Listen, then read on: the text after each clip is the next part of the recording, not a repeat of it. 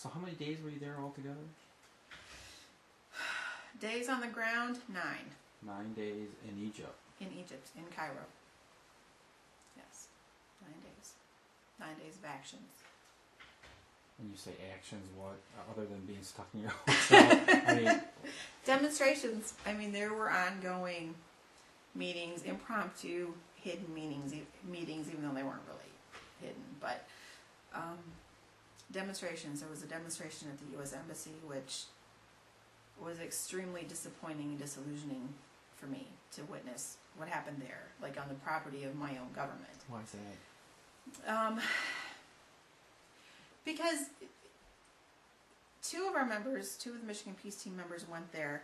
The idea was that they were going to ask to see the ambassador and see if they could intervene on our behalf at all to help us get into Gaza.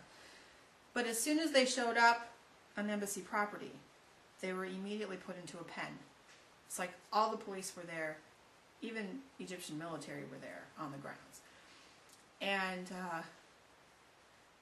me and 2 other people from our team showed up, and we were trying to maintain eye contact with them because we could see that they were in the pen, right? They weren't being allowed to leave. They weren't allowed to see embassy staff. It was kind of like they were just in this no man's land. And the security officers and the police were just out in force that day.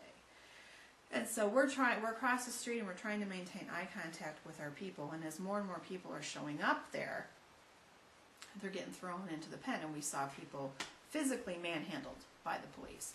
And our 2 people that were inside the embassy property, I mean, they witnessed, people being beaten, thrown to the ground. They called out the dogs. They actually brought out the dogs. It's like there's like 30 unarmed American citizens at the U.S. Embassy, and they're being manhandled and mistreated by Egyptian authorities, Egyptian police.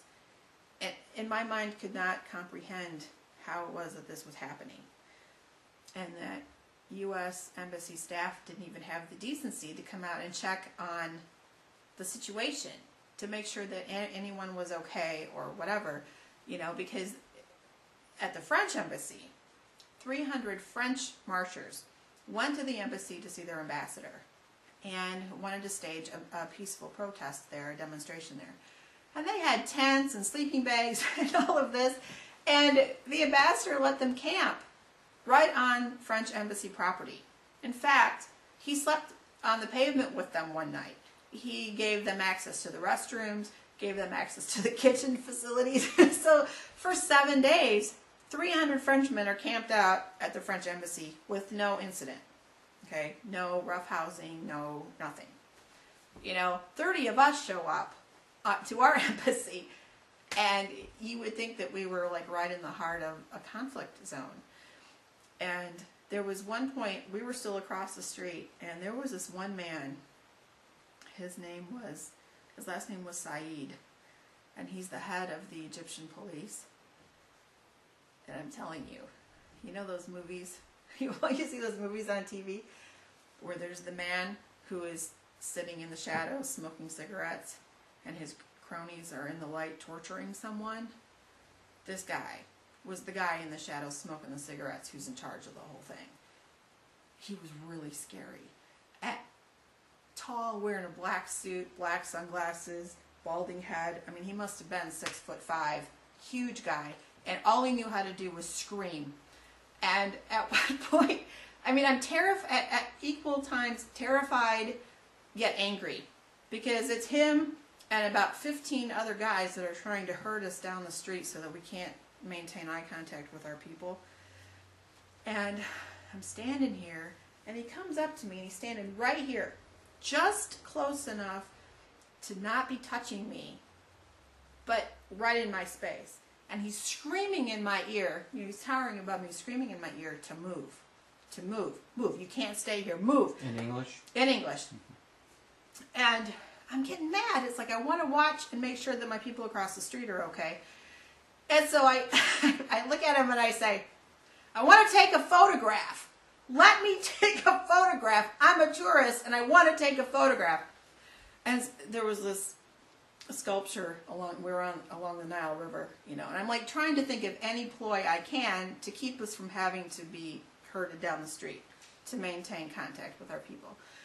And so he says to me, he goes, okay, take a photograph, but hurry up and take a photograph. So I'm clicking pictures, trying to keep us here. And then it's like, that's enough. He's like, that's enough. So then they start pushing us. And, so we would go a little way and stop. And, we would start walking and they would think, okay, they're cooperating. These international, or these American women, they're going to do what they're supposed to do. So we would go like 2 feet and stop. And so it was like that all the way down the block until they finally got us a safe enough distance away that they felt. But one man on our team, Yusuf, was physically, he has his American passport in his hand, and Mr. Saeed and these other cronies of his they're twisting his arm behind his back and they're pushing him down the street. And we're like powerless to do anything. And not to mention the fact being appalled that an American citizen is being treated this way directly across the street from our embassy. It just doesn't compute with me. It just doesn't. But the United States, the embassy had taken a stand. It was like they took a stand. No to the Freedom March. No to anything having to do with Gaza. And it didn't matter what happened to us. That was the impression that I got.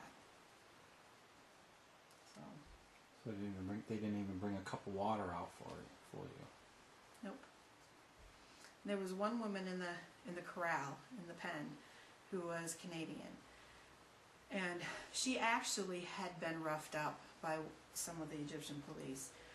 And I don't know if someone else had made a phone call to the Canadian embassy or what happened, but it was just within a matter of 20 minutes that someone from the Canadian embassy showed up and said, is there a Canadian here? Where are the Canadians?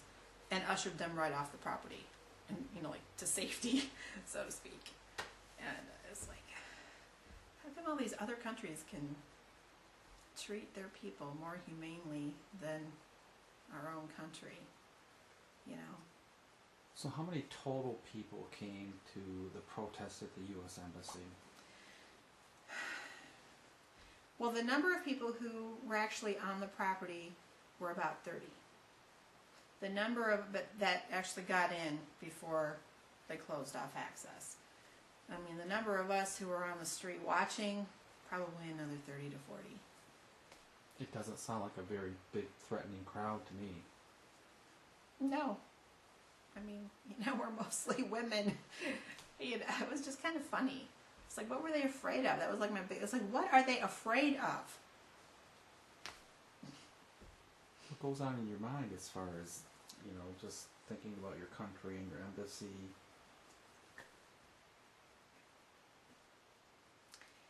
I think, I always considered myself to be fairly patriotic and loyal to the United States. And that, America, you think, takes a stand for the underdog, takes a stand for what's right. They like to help people. I guess I was just expecting more respect for the fact that I was a tax-paying citizen. It's fine. It's not fine, but if you're going to take a stand against, as an ally of Israel against the Palestinians, that's one thing. It's not a good thing, but that's one thing. But it's another thing entirely to have unarmed, peaceful U.S. citizens on U.S. soil in a foreign country who are being abused by that country's security forces, and you don't do anything about it. You just turn a blind eye and a deaf ear. They turned off the lights, they pulled the shutters, they said the embassy was closed. It's like we were non-entities at that point. And that is disgusting and reprehensible. And just makes me seethe. And it's like, who do you complain to? What's the excuse? There's no excuse for that. You don't have to agree with me, but come out and talk to me. It doesn't change the fact that I'm still a citizen. and you should still have a sense of responsibility for me and my welfare when I'm in this country, you know. But